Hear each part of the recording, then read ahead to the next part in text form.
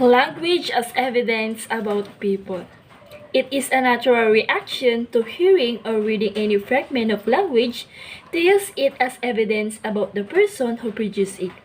When we speak on the telephone to people whom we have not met, we may use the sounds of their voice, its accent and pitch to give us clues about whether they are native speakers of our language, which region they came from, their gender, age, social class, and professions, and their mood and attitudes. It seems that we can help forming an opinion about people according to the kind of language they produce. In Britain, survey of customer of telephone call center investigating attitudes toward accent show that British people tend to associate American accent with high level of success. Scots accent with trustworthiness and the accent of people who came from the large cities such as London, Liverpool, and Birmingham with low level of both. These attitudes may be unreasonable, but we are more likely to listen and believe message delivered by voices that we find pleasing and trustworthiness. Businesses know this is carefully choose actor with suitable accent to deliver their advertising message. If we receive a letter or email from someone, we base similar judgment on their choice and words and written style. We may even begin to form ideas about their appearance and personality. As you read this, you are probably already building up the picture on your mind, the writer of this book. When you do this kind of thing, you are using the language that the person produced to make inferences or draw conclusion about them. Linguistic evidence can sometimes be used quite formally to give insight into a person's identity or personality. Experts in forensic linguistics often try to establish where a suspect comes from the studying his or her accent or speech pattern. Sometimes, employees look at the size and shape of job applicants' handwriting because this is supposed to give insight into their personalities. However, this kind of inferences about people's regional origins or characteristic are not usually what is implied by their language assessment. In this book, the focus is on assessment for knowledge about language. The ability to use language or skill in applying this are measured or evaluated. In everyday life, we not only make judgment about people on the basis on how they are use language, we also make judgment about the qualities of the language that they use. We notice when they make grammatical error or choose an inappropriate word, when they are appear polite or overly formal, when they are very hesitant, when they are being unclear or unprecise or. On the other hand, when they are seems to express their ideas particularly well, we also judge our own use of language. As we speak or write, we monitor and correct ourselves. We put right our slip on the tongue and fix our spelling mistake, with or without the help of our word processing software. We rephrase the things we saw if people misunderstanding us. We reorganize our written text to try to make our ideas clear to our readers. This nature of knowledge, skills, and abilities involved in learning and using a language is a matter of debate. An introduction to some of the continuous issues that have excited language assessment specialists in given in part 2. Briefly, knowledge about language may include recognizing a word written in a foreign language and knowing a translation equivalent, or knowing grammatical rule. The past particular in English regular verb is formed by adding ed to the stem, or knowing pragmatic conversation. For example, is most circumstances, "How are you?" spoken by an acquaintance is likely to be intended as a conversational greeting. The anticipated response might be, "Good, you?" rather than details of the other's feeling or any medical conditions. And distinction is often made in language education following hence between knowledge of the rules governing language as a system and the ability to actually use language in interaction. Learners may know a good deal about language but be unable to access the word or phrases they know in the course of conversation or be unable to pronounce them accurately. Conversely, many people are able to communicate effectively in a wide range of situations with little or no explicit knowledge of the system of rules that govern the language they are using. Language skills involve drawing on language knowledge and language abilities in order to read, listen, write, speak, to interact with others or mediate between them. The evidence we have a person using language may be very limited. A few, a few telephone conversations and a handful of emails, perhaps, but based on what we observe in these few instances, we often make inferences about their more general knowledge of a language, their ability to use the language and their skills in carrying out language-related tasks. We may hear them speak for just a few minutes, but reach conclusions such as I don't know more Albanian that I do or Bonica can get by Bengali. We see a few examples of their writing and we make statements such as Carol can write very published business letters in Chinese or Dai finds it really difficult to form question in Danish. The major focus on this book will be on the use of language assessment in educational context. This setting for language assessment is unusual in some important ways. Firstly, language teachers, unlike most of us,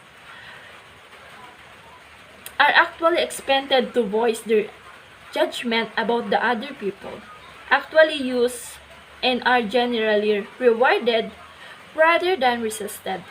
For pointing out and correcting errors, if you have worked as a language teacher, you will be probably have experienced during the natural course of any language or lesson of deciding whether one of your students has produced accurate and appropriate language, and perhaps putting right mistake they have made or asking them to try again. You have probably asked them to read or listen a text in the foreign language and then ask them to read or listen to a text in the foreign language and then ask them question about in the check their understanding. As I define language assessment in this book, example can range from information classroom activities to well-known national and international language tests. So here is a simple definition. Language assessment involves obtaining evidence to inform inferences about a person's language-related knowledge, skill, or abilities. The evidence comes from the performance of tasks that involve the use of language. The inferences are what we interpret the performance to mean based on our belief about the nature of language and its role in the life of the person being assessed. The inferences we make about assist, the term I will use in this book for the people being assist, are generally used to inform decisions. Decisions that can range in magnitudes from whether it would be better for them to use another comma in a sentence or practicing saying a certain phrases again to whether they could be given a job or permitted to make their home in a center country. In language education, teachers' training programs tend to give assessment rather little attention. Assessment is often the topic of just a few sessions, apparently an issue of little concern to the teachers. Perhaps better left the expert specialists on the other hand. It sometimes seems to take an overriding importance in the lives of teachers and learners. Many school children, if asked why they are learning a foreign language, would answer that they are doing it mainly to pass a public test, often known as an examination. Most language teachers spend a good deal of time assessing their students, and especially when the day of an important national examination is getting close. Many dedicate most of their classes to preparing their students to take tests. In this book, I argue that language assessment is inseparable from the teaching and learning of language. These challenges The more traditional view in teacher education that assessment is a distinct activity, one that, one that is marginal to the main business of the language teachers. In my view, teachers need to develop what is something called assessment literacy. They not only need to understand something about how language assessments are made, scored, and interpreted by others, but also to be able to make scores and interpret the result of the useful assessment themselves.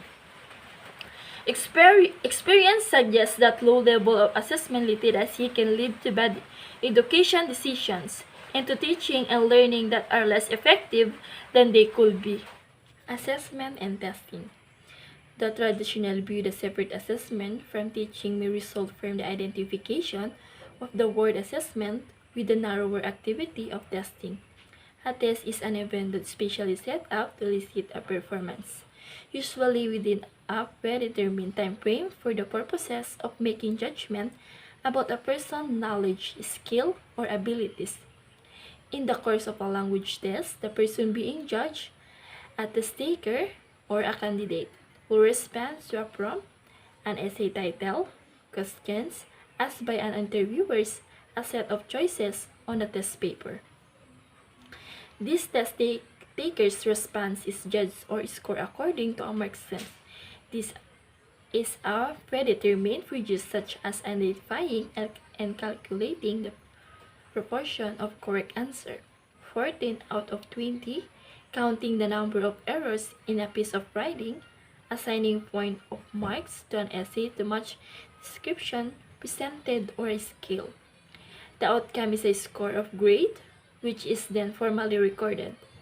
The formalities and ritual of formal testing and the penalties associated with failure can make them an intimidating experience for the test takers.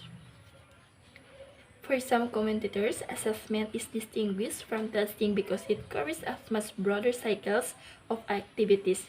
In addition to the test event, which involve eliciting a performance as evidence of the language abilities, these activities include deciding on the content of the test, scoring the performance, deciding on the meaning of the score obtained, decisions that score are used to justify, such as choosing which students to admit onto a course, deciding whether to award certificates. In this view, the test is just one step in a sequence of events which together make a cycle of assessment. From another point of view, the word testing can refer to this entire cycle of assessment event, but these are understood to make up a relatively small set of control produced among a much broader range of the options. Other approaches to assessment that do, like tests, involve specific classroom exercises of the kind found in sports textbook may not be carried out under controlled conditions such as set time, constraints of curve of discussing answer with fellow students. Scores may not be formally recorded as evidence of the student's abilities. In fact, reporting does not need to involve the award of grades of scores at all, but may, for example, involve highlighting errors of giving descriptive commentaries on performance. It is important to understand that tests are not the only means of judging learning, language knowledge, skill, and abilities, and that not all language assessments are formal procedures that lead to score or grades.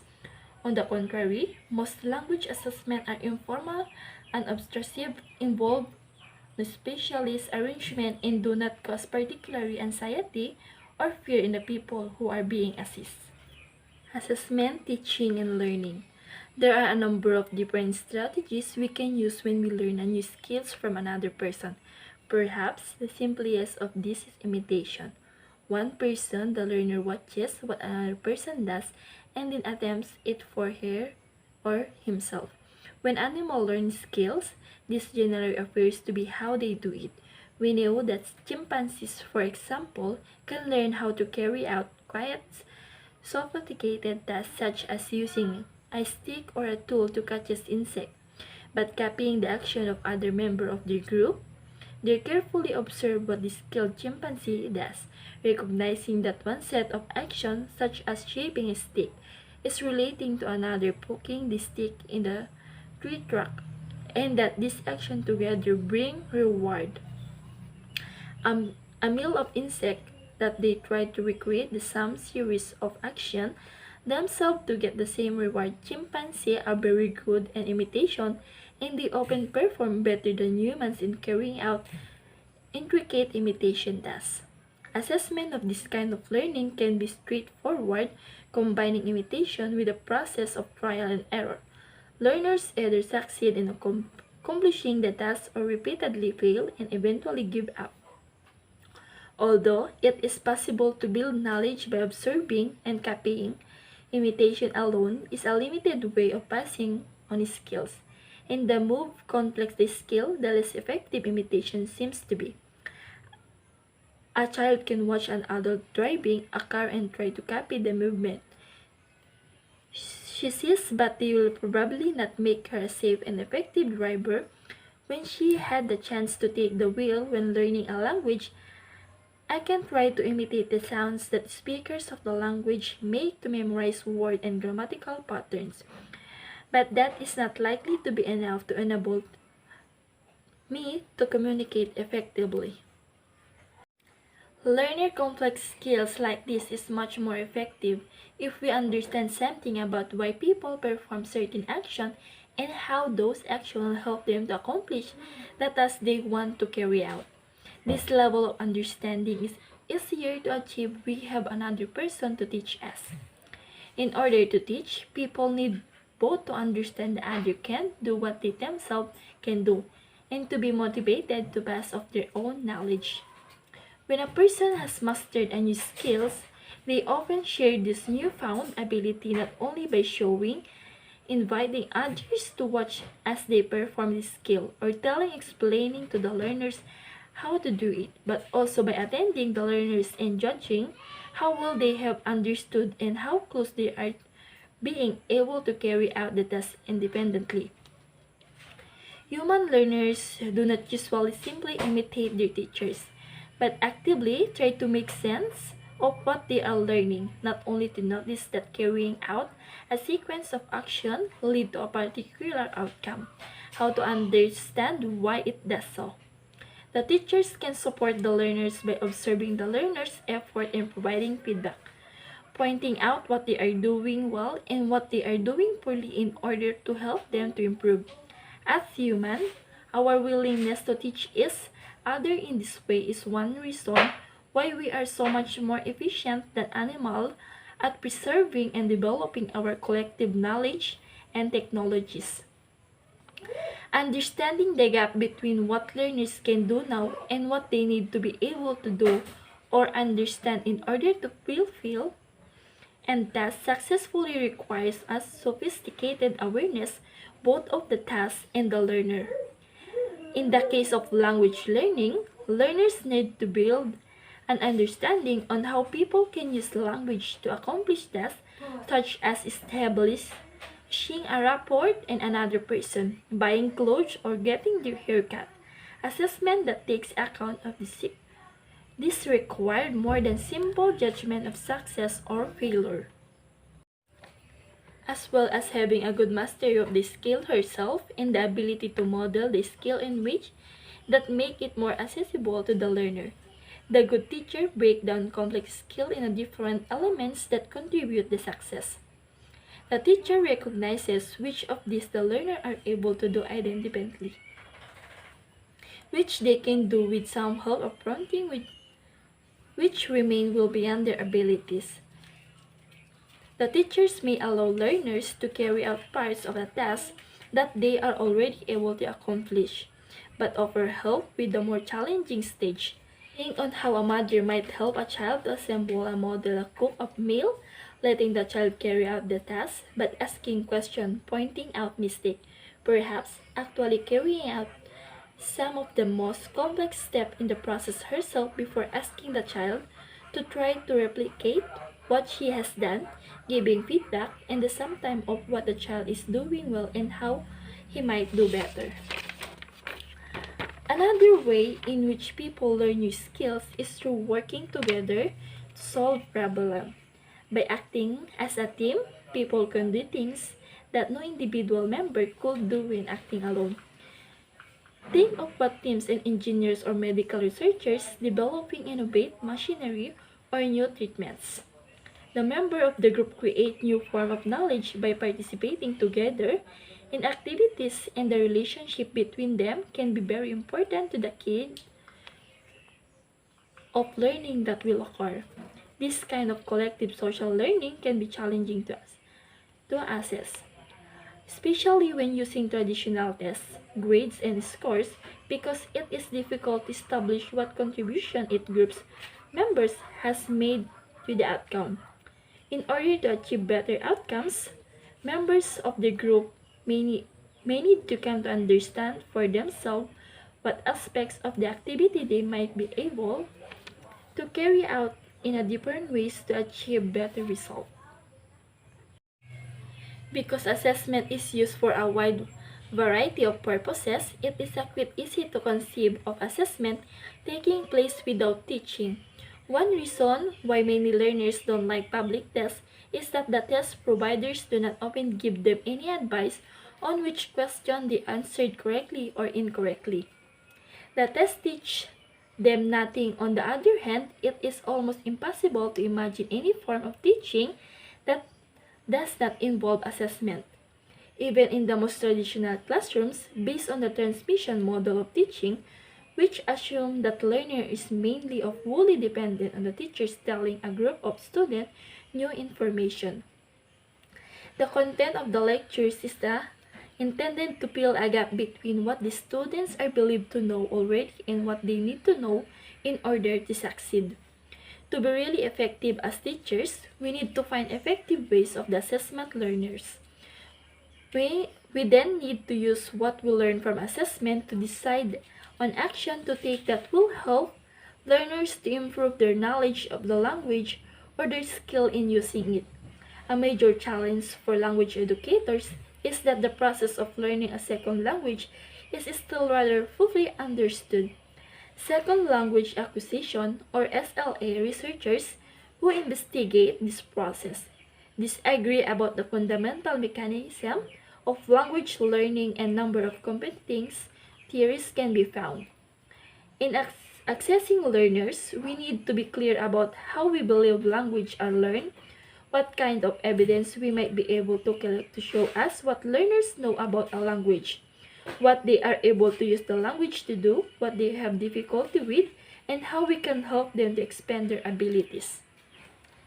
Another troublesome issue is assessing language learner is the extent and disagreement about the purposes for learning language.